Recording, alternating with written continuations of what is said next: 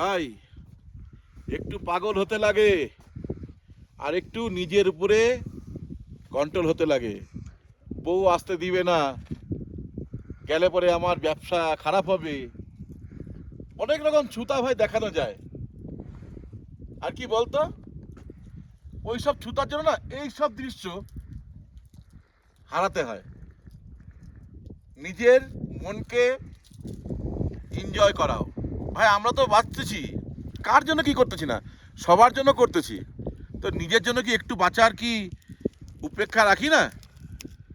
চেষ্টা করতে হয়, বুঝছো, বাঁচার জন্য। পজমার